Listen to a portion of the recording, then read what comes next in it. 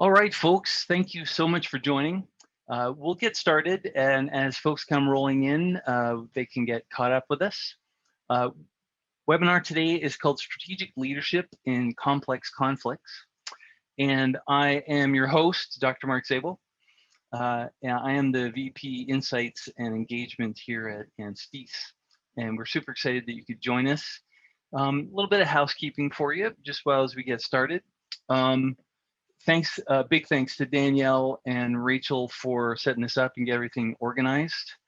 I'll talk for about 35 minutes maybe, and then we'll take some questions afterwards. Best way to get questions is in the menu there. It says Q&A, so you can ask questions in the Q&A. Don't use the chat for this one, just easier afterwards if we could just use the Q&A. And then at the end, we'll go through as many of your questions as possible.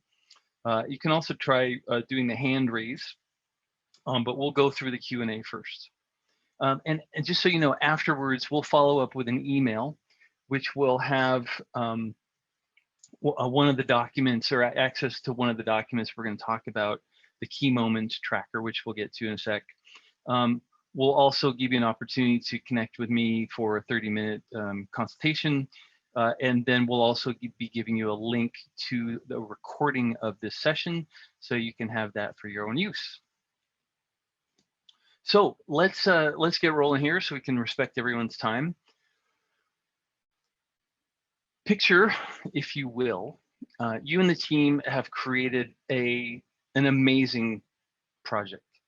It's a thing of beauty. You've done all your due diligence. You've worked really, really hard to make this thing incredible, and you cannot wait to unleash it on the world. Unfortunately, when you do so, this is all they see. So they don't see the beautiful garden that you've created for them. All they see is a dystopian hellscape. What we need to do now is make sure that they change their perceptions and they allow you to do what you need to do. This can take the form of mega projects. It can take the form of marketing projects. There's any sort of applications to this, but the key here for us is going to be situations where you've got some really strong opposition and they are not buying what you have to say. The goal here is to help you show strategic leadership in that sort of situation. And it's a nice buzzword. Here's what we mean by that.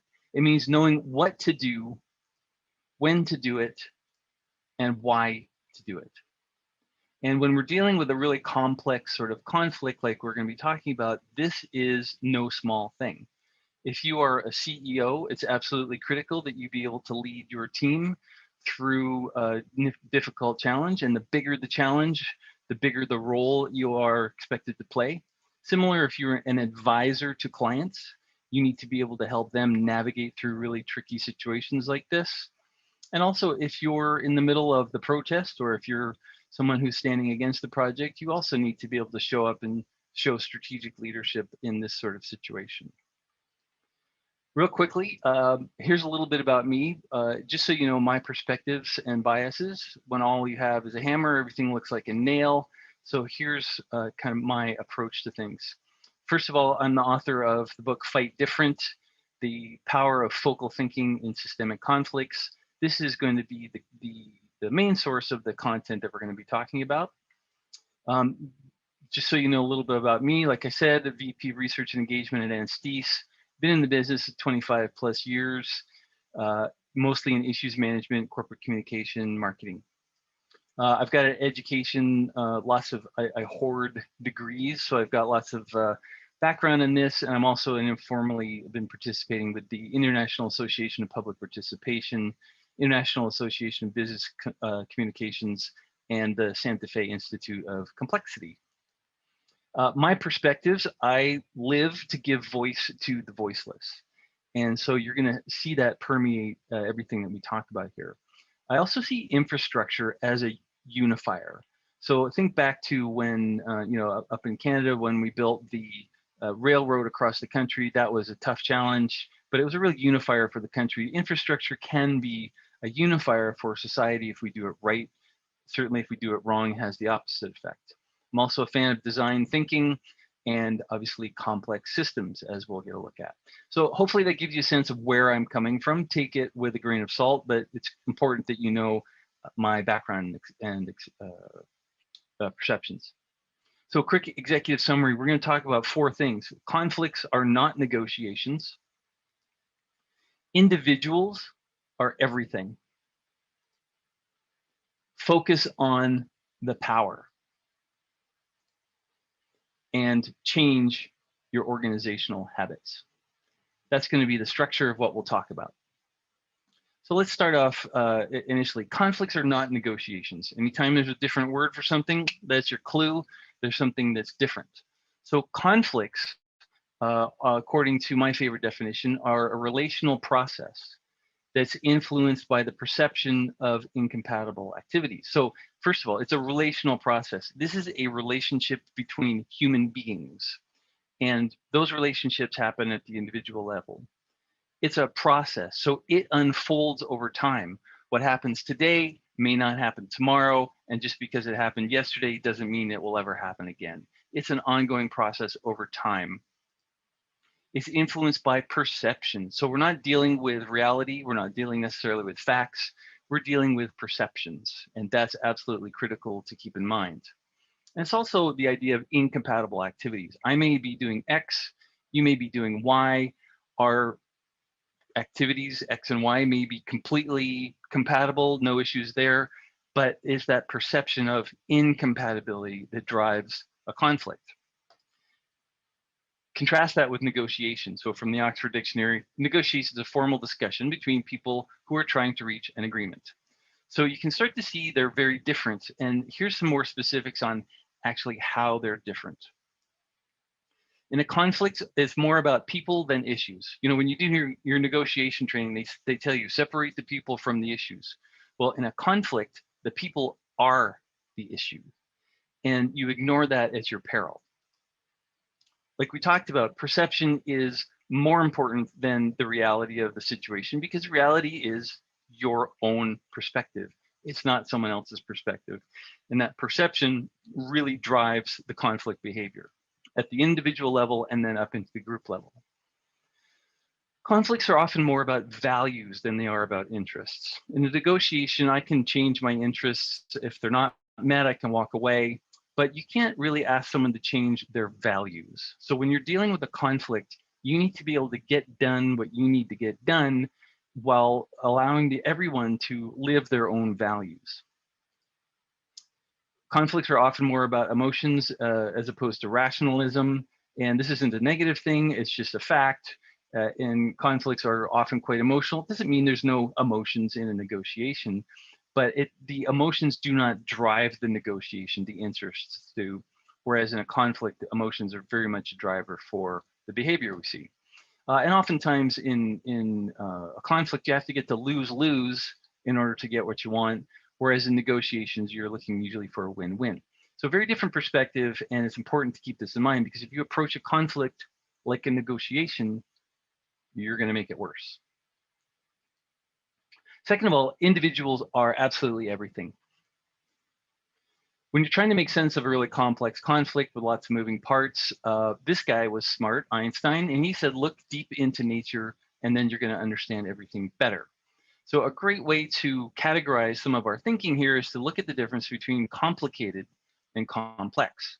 Something is complicated, like this watch movement. If there's lots of moving parts, it's really hard to understand, but once you figure it out, you've got it figured out, and you know exactly what's going to happen literally to the second. Something is complex, on the other hand, if there's an element of the unknown, an element of risk, an element of uncertainty. So a better example of complex would be this murmuration of starlings. It's lots of moving parts, it's very complicated, but you never know where it's going to go next. In fact, the birds themselves don't know where they're going to go next. This is a self-organizing system. There's no way to predict where it's going to go. And what we see in the science is that a lot of complex conflicts behave very similar to this flock of birds. There is a way to model this, and here's as sciencey as I get, I promise. So what this is a way to model that flock of birds. And what it shows you is when you change the way the individuals in the flock interact with each other, you change the whole outcome of the entire system. So I'm not going to belabor that, but these are just some parameters that you can teach each one of those individual birds in there to follow. And as you change the parameters by which they interact with each other, you change the overall system. So we'll focus just on the vision one here. And this just means how far ahead the birds will look. So if they're looking ahead, we've got it set at 8 here. That means they're looking 8 birds deep, and so their behavior will be a lot more coherent. When we drop that down, you'll see what happens. So we're just going to run this where the birds can look at each other 8 birds deep, and then what you'll see is how they start interacting with each other. Now you can start to see that the flock starts to come together, starts to take some shape, because they're looking pretty far ahead, and they can see each other, and they can react accordingly. So if we then change that parameter and say, okay, you can only look 1 bird deep, so you can only look at the bird, in your immediate vicinity, look what happens. Nothing, there's no flock, there's no coherence at all, because they're just paying attention to what's in front of them. And then as we move the slider back up and we start to say, okay, look a little bit further ahead of you, give yourself some more perspective, then the flock starts to cohere. And so what this does is enable us to model that kind of behavior that we see in complex conflicts. And the takeaway here is, as you change the individual interactions, you change the entire system. You can't change the system all at once, but you can change those individual interactions. And so what guides our strategy here in a second, you'll see, is really focusing on the individuals involved. Not just any individuals. You really want to focus on the people that have power. And here's what we mean by that. It's important to get the difference between power and influence. Power means that person can make a material change to the conflict right now. Maybe tomorrow it'll be different, but right now they've got that power to do that. So an example might be a city council member who is poised to vote on your project, or a member of the regulator, or an MLA, a governor, a senator, a tribal chief. Folks that may, in a situation, be able to make that conflict go away if they change their mind, or make it worse if they don't. Influence are people that can only influence those in power. So a good example is environmental NGOs. They usually don't have any power in a conflict, but they've got lots of influence. That's why they ally themselves with folks that do have power, so that they can have some control over the outcome. Maybe a concerned citizen, the media, shippers, who are the people that are sending goods through your product, some indigenous bands.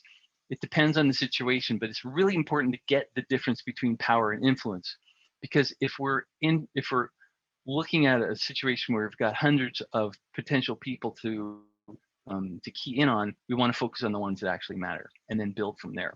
So here's an example. Let's say you want to build this gorgeous wind farm, and you've got someone on the council, let's call it the regulator in this case. The regulator believes that these are killing birds, and the noise is untenable for the local community, and the transmissions lines are disruptive, et cetera, et cetera.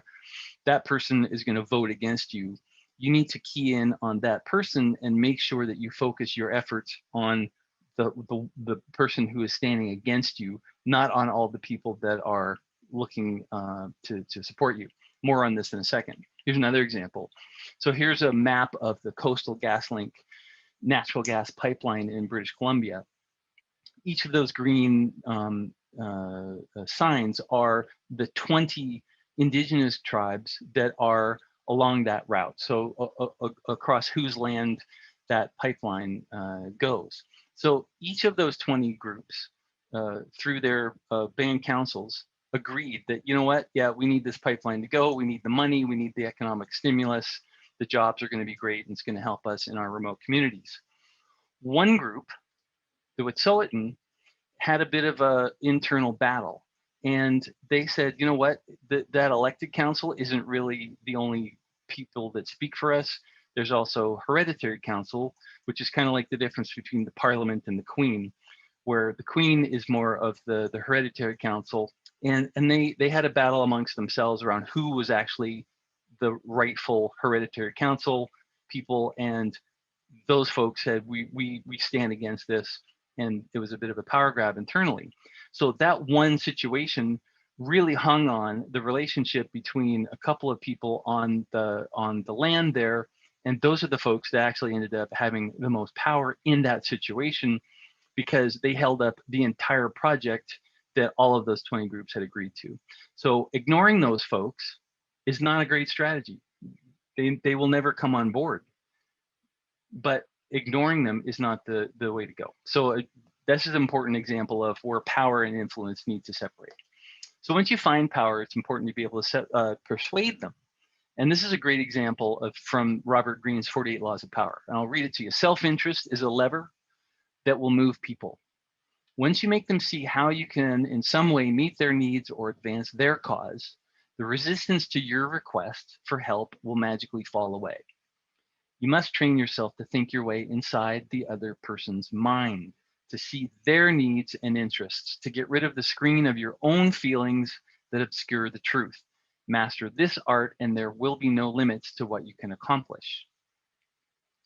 Another way to look at it, and if you were going to print something off from this deck old school and tack it to your cubicle, this would be it. Be of value to the people against you. Once you find them, you need to be valuable to them. And that's what we'll talk about in a second. So the next step is to really create what we call a human landscape model and identify the people in power. So this is an example from a recent client of ours where we mapped out every individual involved and started describing them, get a sense of, if you don't have it in one document, you're never going to be able to get it all organized. So get everybody out there and look for the people that have the power in the moment. And then you need to understand them as humans, as Robert Greene would tell us. So this is a template that I like to use, and it's super helpful when keeping track of the folks that we want to pay attention to. So in this case, this is not a real person, by the way. This is an amalgamation of lots and lots. So don't think about that. It's just lots of different clients. So this person is powerful. It's Bob Smith, who's a chief. What does he value? He's business-minded. Education is a priority. He's got strong family values and pro-hunting rights. His concerns: agriculture is the main economic base for the tribe where he lives. Irrigation is critical to that economy. And he's also really concerned with treaty rights and how they've been abrogated over the years. What motivates Bob is really maintaining that irrigation system, making sure the treaty rights are acknowledged and respected, stability of the band government, and he happens to be against the matrilineal devolution of hereditary power, which is something we saw in that coastal GasLink situation. So this gives you a sense of what's going on in his head. Each of these motivations, concerns, and values are absolutely legitimate and absolutely are critical to keep in mind as we say, well, how can we add value to Chief Smith in a way that's going to allow him to live those values and still let us do what we want to do? So great way to do next is to look for opportunities to be of service. Remember, we're trying to add value to the people against you. So what can we do? We could address those reservation water security issues that they have. Very important concerns. How can we help? We need to support the repair of their irrigation system, maybe. We need to hire as many band members in operations wherever possible. Let's make sure that those construction-related economic opportunities accrue to the long term and make maximum impact for them. And you know what? Maybe this is a great way to do it. Let's just be seen to be supporting tribal rights and traditions. These are ways that you can be of service to this particular person, do what you need to do, and start changing how that interaction patterns happen with this person in power. You can take it a step further and you say, well, let's look at their network of people. So he's influential with these folks. He's influenced by, for example, maybe a band member that runs a construction firm that backed his run for chief. He's got swing voters up island that are, were important to his ascendancy to chief, and they have a very specific agenda. So that he's influenced by these folks. He's got a network of folks that he's connected to. Here's where his area of powers are. Some interesting facts. He was a key driver in this particular court case, and he's into old cars. Just taking, that maybe is a half hour of research, talking to folks that know him, Just taking that time and effort helps you understand this powerful person as a human being, so that when you look for ways to add value, or you look for ways to make sure someone else adds value, that you really understand what's going to work and be helpful to them, because he's got legitimate concerns, you need to address them. Next up, you focus on key moments and start building coalitions. So let's say this is Chief Smith, and we want to build some coalitions of people that know him and start getting him to the point where he's like, you know what, that project actually isn't as terrible as I thought it was. I still don't like it, but I'm going to hold my nose and let it go for this time. So a great way to do that is to look for these key moments. So one example of a key hypothetical key moment would be, for Keystone XL pipeline, that phone call between Joe Biden and Justin Trudeau when Joe got elected. That phone call would have been great if Justin said, you know what, Joe, I know you've got your policy, but we really need this project to move forward. We'd love it if you could help us make this work. What can we do?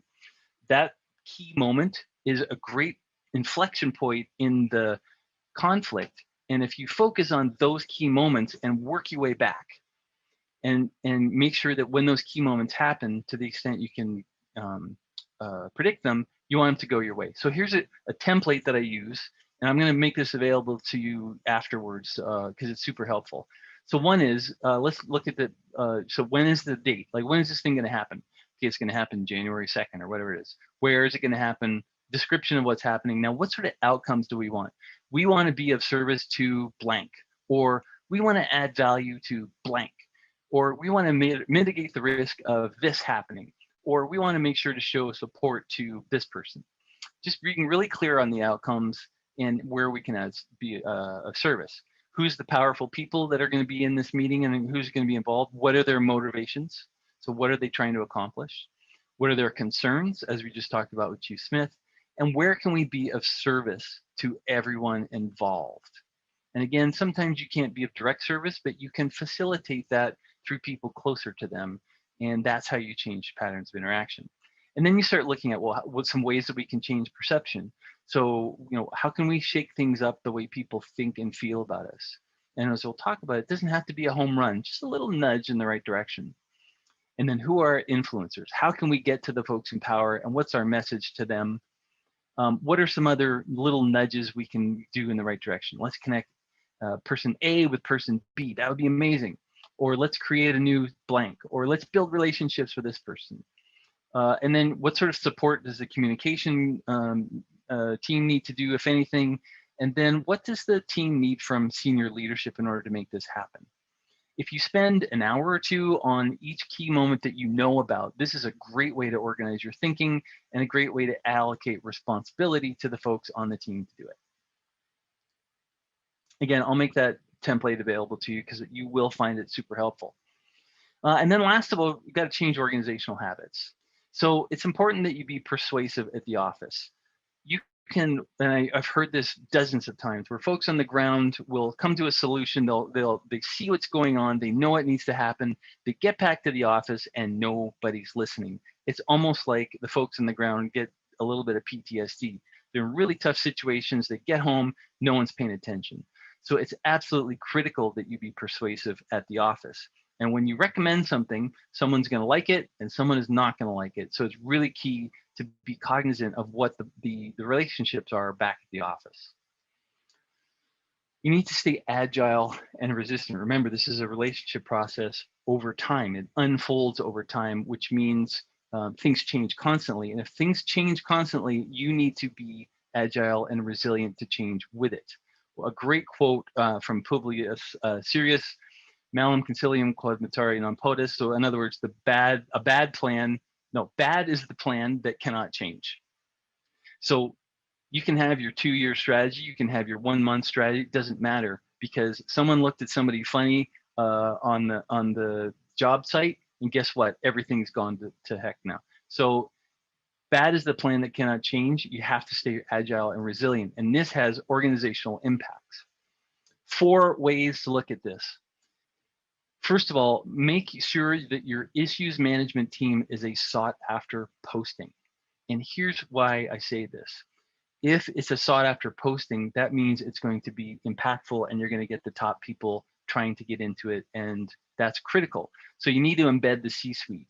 Every situation I've seen, the issues management team has either the CEO, the president, and chief legal, chief operations, etc. So it's got to have the senior people, because if it doesn't have that air cover within the organization, it's dead in the water. This also makes it really a sought after posting.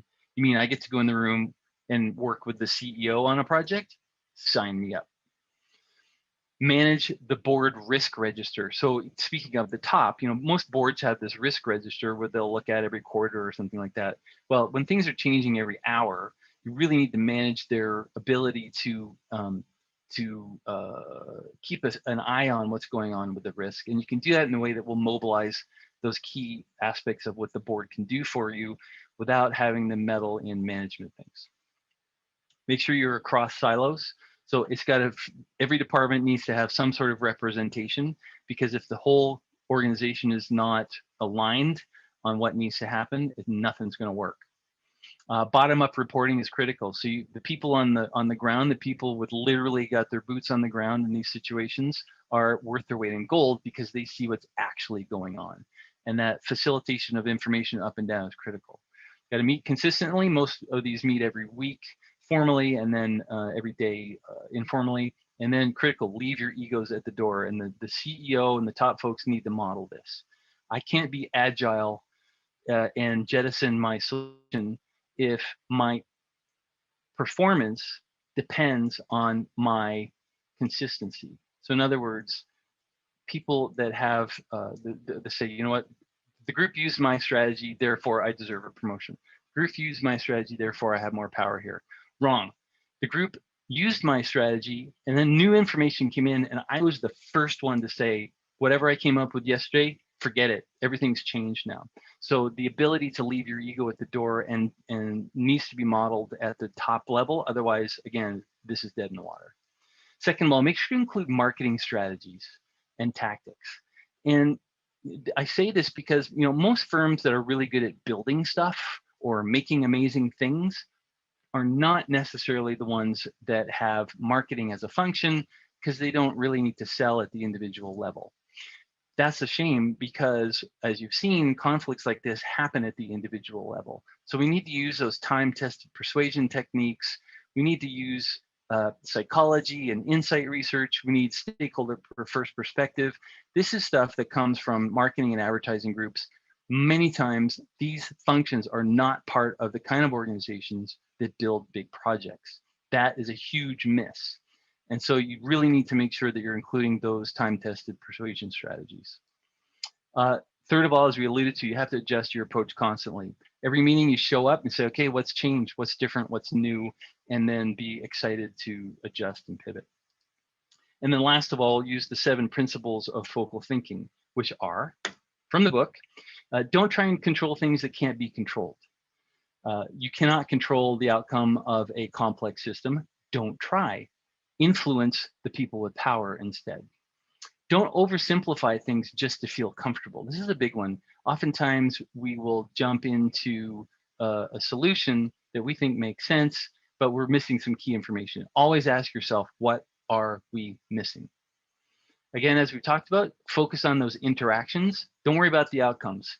You don't control the outcomes. You do control how people interact with each other, and that's where your focus needs to be. Aim for nudges, not home runs. So those small wins that in the moment may not look like they make a big difference, really important. Reintroduce the right kind of complexity into the system. So things bog down when we oversimplify things, as we talked about before. So you got to reintroduce, what are we missing? What are the new facts? Get new information. We need the more information, the better. Pay attention to where the actual power lies, as we've talked about, and then prioritize resilience over consistency. So we will adapt, we will adjust. We don't need to be the same. In fact, bad is the plan that cannot change. So strategic leadership in this situation, you've got a better idea now of what to do. You've got a better idea of when to do it. And you've got a much better idea of why you should do it. And if you remember nothing, But one thing other than my dulcet radio voice is this: be of value to the people against you. That is your focus. If you can be of value to the people against you, you will change those patterns of behavior. You will change how the system works, and you will get done what you need to get done. And if you need further proof, it's in a New Yorker comic. If it's in a New Yorker comic, it's got to be legit. We're being controlled by the random outcomes of a complex system. So I would love to work together with you. We should do this. This would be great. So here's my contact information, mszabo@anstis.ca. You can book initial consult with me. There's my Calendly. It's Mark Szabo /initial-consult. Again, this will be in the email that we'll send back to you. And also, you can pick up my book, Fight Different, up on Amazon if you want to go into more depth about this. But here's some ways that we can work together. Let's build and guide the issues management teams. So building that internal capacity is something that we're quite good at, done lots of this. Let's get a stakeholder map of who's got power, who's got influence, and start mapping some strategies around that. Obviously, Anstis is well-versed in marketing-based persuasion strategies, and we can apply those to specific conflict situations. And again, as we mentioned, it's quite important to do that. Continuously monitor the stakeholder dynamic. So this is another thing, making sure that you've got an eye on what's actually going on with all of the stakeholders and ways that may surprise you. Progress reporting to the board and C-suite. So oftentimes it can help to go to the board or senior executives to be able to say, look, here's what's going on, here's the plan. Sometimes it helps to have someone from outside the organization with fresh eyes to be able to do that and bring some credibility to what may feel like a little bit of a squishy process to some folks. Help generate internal adoption and change management. Again, we can come up with the greatest plans ever. If nobody at the head office is buying it, then nothing's going to happen. So that's critical when we look at internal adoption. And then last of all, we'll get you to download that key moment tracker. We'll send it off in an email, and you can have that available to you as you see fit. So thank you for your time on this. Just about 35 minutes here, so that's great. If you have any questions, let's do this. Put them in the Q&A. And also, there's should be a link where you can raise your hand, and we'll try and make sure to answer the questions that you may have. So I'm going to stop the share, and we'll open it up here to folks. And let's see, we're going to allow everybody to jump in. So if you have questions, if you have comments, if you have thoughts, anything you would like more clarification on, now is the time.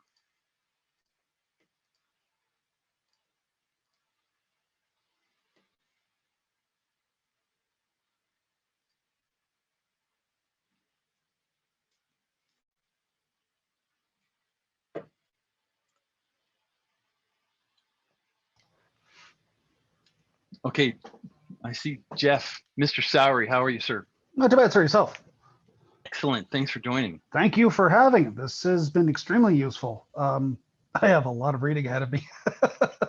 I got a question here, just as I'm going through my notes. What's the risk in trying to leverage an influencer as opposed to the person in power? The main risk, and that's a great question. The main risk is you're just going to waste time. So you can, and we do this all the time. Every one of us is guilty of that. You go to the person that's got the squeaky wheel, and you try and make that go away. So, like, what's a good example? Let's say there's one particularly antagonistic person, and you're trying to make sure that that person comes on board. You can spend tons and tons of effort, spin your wheels. Maybe you'll get somewhere with them, maybe you won't. But if they don't have any power to change the actual conflict, then what's the point? So the real cost is your opportunity cost of very limited resources.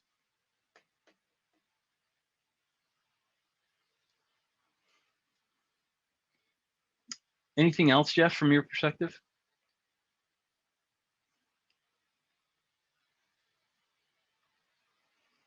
Awesome. Okay, we got a Q&A here from Corman. Corman says, no questions, but thanks for the presentation. No, sir. Thank you for coming. I appreciate it very much. Any other questions or thoughts? Any experience that any of you have had that you'd want to share with the group? Oh, Jeff said he can't unmute. Jeff, try it again there. Yeah, there we go. So just as a follow-up to that one, would it be kind of almost fair to say that influencers to a degree are like trying to change the volume on a stereo system? It's just going to affect the noise in the room. You're not actually going to achieve clarity. Can I steal that idea? I love that. You may indeed, sir. And I expect a baseline to go along with it. For sure. No, that makes all the sense in the world. And again, we always want to focus on the squeaky wheel because we think they're having bigger impact than they actually are. And again, if they can't make a change today, then they're not worth your time and effort. That having been said, if they've got the ear of someone who does have power, then it can make sense. So if you've got the squeaky wheel who also has the ear of someone who's got a vote or someone who's actually got power, then it can make some sense. So within that context, the point of focusing on power is not to ignore influencers. The point of focusing on power is just so you have a starting point. Because when you've got everything coming at you, you need some certainty, you need some security, you need to understand where to start. And that's where you start, and then you build from there. Kate's got a question here. I'll read it out. Can you chat a little bit about managing reputation as it pertains to conflict resolution? What should be the short-term versus long-term goal here? Ooh, I like that. So, and she follows up, this relates to Jeff's question as well with regard to the squeaky wheel. Yeah, so reputation is obviously critical. The challenge with that is, and this is where reputation versus marketing sometimes can bump up against each other. Reputation is more of a PR corp com thing. Looking at individuals is more of a marketing thing. It all kind of works together, but they are different. So from a reputation perspective, you need to change the narrative. And what you're doing as using this process is you're changing the narrative with people one person at a time. So what will happen inevitably is you start changing relationships, you start adjusting how people think of you, you start adjusting how people think of each other, you start changing those patterns of interaction, the overall system starts changing. That may or may not show up on a reputation tracker or a reputation KPI. Now, remember, we talked about little nudges as opposed to home runs. Home runs will show up on your KPI tracker for reputation, but they may be too small to show up on the usual sort of metrics. So that's why metrics are absolutely critical, because what you measure is what you're going to get. And if you're measuring little nudges of changing how people feel about you, how they feel about each other, that's great. And that's actually how you're going to change the overall system. That might not show up when you're looking at reputation. So I guess the short version, or now it's long version, Kate, sorry, is the reputation is macro, and we're dealing with micro interactions. As long as the macro measurement is paying attention to that, it's fine. But if all you're looking for are macro measurements, it's going to be a blunt instrument and won't really help you in the short term. In the long term, as you mentioned, sure, absolutely, that can have impact. But a macro would be looking at that whole flock of birds saying, look, it moved over there, great. At the micro level, though, you don't see how that happened. And that's where the reputation doesn't really help you in the day-to-day sort of operations. Hopefully that helps. If there's any follow-up, feel free to raise your hand or fire in some more.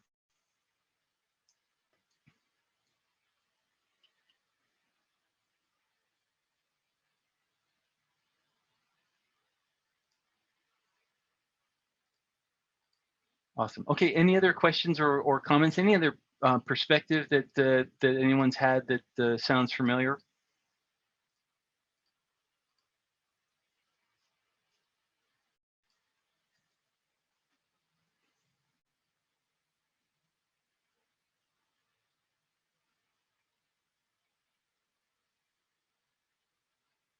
there's a stunned silence as you assimilate all of this craziness.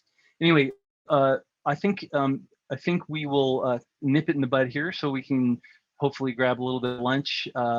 Again, really love to work with you, and either that or at least talk to you about this. Obviously, I love talking about this. If you like talking about it, you want to learn some more, then feel free to reach out. We'll get back to you with an email, like we said, with some links where you can connect and download that key moments tracker, which is going to be super helpful. Anyway, I can be of assistance to you. It's part of my goal in life. This is how I try to make the world a better place, a little bit at a time. So any way I can be of assistance, any way I can be useful to you, I will jump to the and gladly do it. So please don't be shy. Anyway, thanks again from the folks at Anstis. Thanks again to Danielle and Rachel for organizing everything. Thanks again. Oh, we have one more question. I think we'll let them, if you don't mind, we'll give them this one. Hi, Mark. With an election year, how do you build the momentum while the outcome is unknown? Interesting. So you can look at elections kind of like conflicts, because there's lots of uncertainty. Things change all the time. There is an element to that. So there are definitely some similarities. I think the challenge there is identifying the people that have the power to sway public opinion, because here the people with power, at least at the moment, are the folks that will vote, and that's like everybody.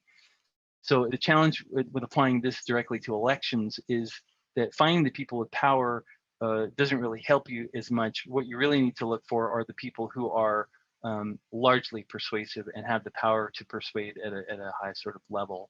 So that really becomes the big focus of it. And so building the momentum in that situation then looks like finding those people that will speak on your behalf, that will be the opinion leaders, and really keying in on those. And as you calculate who to pay attention to and who to focus your effort on, look at the folks that have the biggest megaphone and really get at them and treat those like the folks that have power, and then look for ways to add value to them, look for ways to make sure that they get what they need, and then you can move forward towards the election. Hopefully that helps. Not a direct correlation, but anytime you're trying to do something with large groups of people, similar sort of steps can apply.